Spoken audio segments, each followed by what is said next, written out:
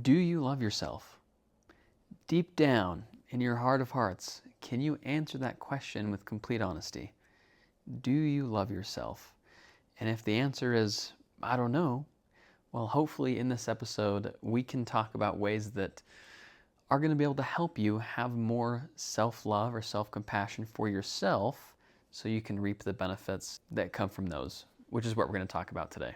Now, a lot of people, it's really common from what I've seen in the therapy office that people don't love themselves. They don't have compassion for themselves when they do have compassion and love for others, which is interesting. So can you love someone or have compassion for someone if you don't have compassion for yourself? I don't know. Maybe you can, maybe you can't. But most people, and this could be you, do struggle with self-compassion or loving yourself from time to time or all the time. Now let me ask you, is self-love selfish? This is what I hear quite a bit, is if I take time for myself, that is selfish, or I feel selfish.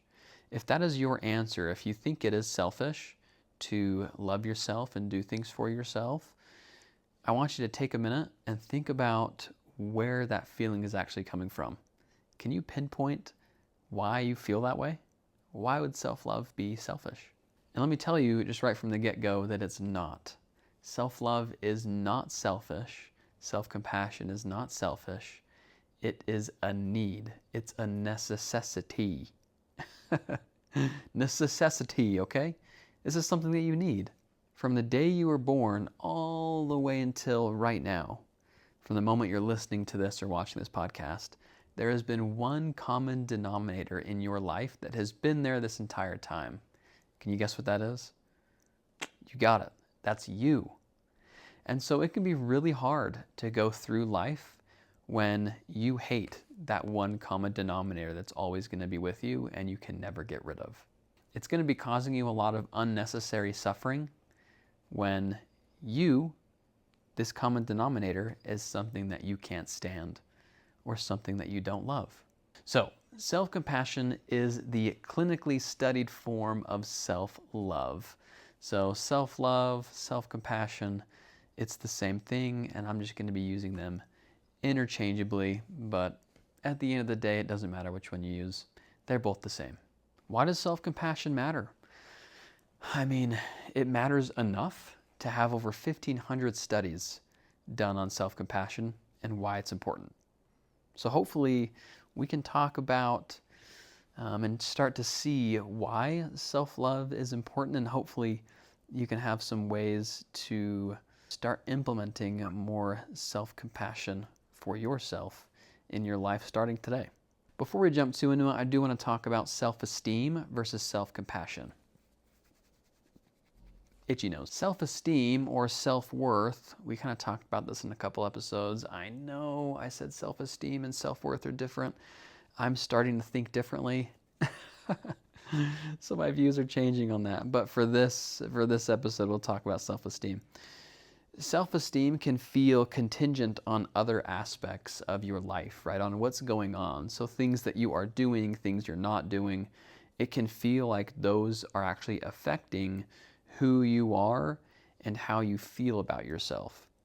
However, self-love, self-compassion seems to kick in when you have those feelings of, oh man, I'm not good enough, or I did this, so I'm a sucky of a human being, right?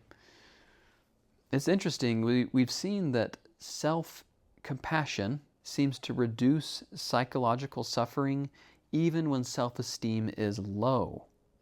So you can have a really low sense of self-esteem or self-worth, but your self-love can be pretty high, which it can reduce a lot of that suffering or a lot of that pain that you can feel when you may not feel like you're enough. If you can love yourself, then when it feels like you aren't enough, you will be in a better place emotionally and mentally than if your self-love is low along with your self-esteem. Does that make sense? So all in all, why does self-compassion matter? We're going to talk about a couple benefits here. First, self-compassion helps in emotion regulation. It reduces your rumination and shame, and it's going to help you soothe yourself rather than escalate negative feelings. 2, it helps with self-regulation and health behavior. So being kinder to yourself supports better long-term habits. You'll have less all or nothing thinking and more adaptive coping, or I like to call it more psychological flexibility. Being able to pivot into a healthier behavior toward your values when hard times happen. 3, it helps with social connection.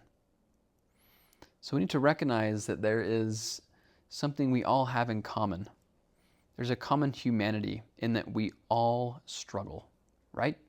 We all go through hard crap, man. Even if I'm a therapist, I go through hard things too. Everyone goes through hard things. It doesn't matter what you are, what you do. You could be a millionaire dude, celebrity guy. You're going to have hard times too, okay? So we can take that common humanity in all of us and recognize that we are not unique in our suffering and in our struggles. That is something normal. That makes us human. And that decreases the isolation that we have, and it improves our overall relationship with other people. And 4, it helps with our physiological pathways. This is interesting. Compassion practices engage soothing systems, so the parasympathetic and oxytocin linked pathways that literally counter the threat/reactive systems that you might have when you are in those high stress moments or something bad happens or you're going through a hard time. And this is a core idea to compassion focused therapy, or CFT, which we'll talk about some of those strategies there. But if you do want to learn more about it and what you can do, then just look up compassion focused therapy techniques. Just throw it into ChatGPT and it'll give you some great practices that you can do, and we'll talk about some of those again here. But those are just 4 simple reasons that self-compassion matters. It can really benefit your life in all aspects. So, where can you start? What do you do? What can you do today?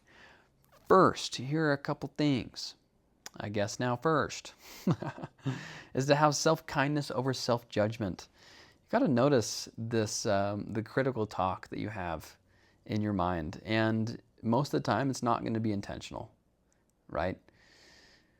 You may have been really mean, pretty brutal to yourself. Maybe you have been for a long time. And so learning to have less of that self-judgment and less of that critical mind and more into self-kindness, self-love, patience, grace, recognizing that, okay, I'm human, which means I struggle, I go through hard things, I'm not perfect. So when you notice that negative self-talk, intentionally respond compassionately. The second place you can start is to recognize the common humanity over isolation. So reframe your failures and reframe what you're going through as a part of the human experience, not this proof that you're defective or that you're this broken person. It just is part of the experience. If everyone is broken, then none of us are broken, because that's not even a thing. Does that make sense? It just is. It's not a state. It just is. We all have failures. We all have downfalls. That is part of being human, and that is okay. You're not defective. You are normal. The third thing you can do, which we've talked about a lot, is having the mindful, balanced awareness, right? So observing these painful thoughts without exaggerating or suppressing them. We've talked about mindfulness so much on the show, so I hope by now you have this general idea of how mindfulness is actually going to be helpful in your life and what it can actually do for you. Mindfulness is going to be keeping you grounded. When you try and, when you go on this train of thought that's not very helpful, when you come back to the present moment and feel grounded through mindfulness, you can come back to reality and recognize, okay, these thoughts that I'm having are not reality, and it's making me feel a certain way that isn't very helpful. So let's come back here to the present moment. And remember, thoughts are not bad. They're not bad at all. You could have a really violent thought or a scary thought, but that doesn't make them bad. Those are just thoughts. The problem comes in when you act on those thoughts, right? But the thought themselves is not bad. And we tend to exaggerate them or even suppress them when they initially come into our head, which brings into play what we call psychological reactance. So if I tell you not to think about a purple frog riding in a circle, juggling beach balls on a unicycle, don't think about that. Don't think about that. You just did, right? We can't help it. So if we focus on these thoughts, they're only going to stay even longer. So coming back to the present moment, observing them, recognizing that they are thoughts and that's all they are, and letting them drift away. Fourth thing that you can do is to have curiosity instead of harsh evaluation. So treat your inner life like data. Like, what is happening right now? Or treat your brain, your inner critic, like, okay, like what are you trying to tell me right now? What's going on?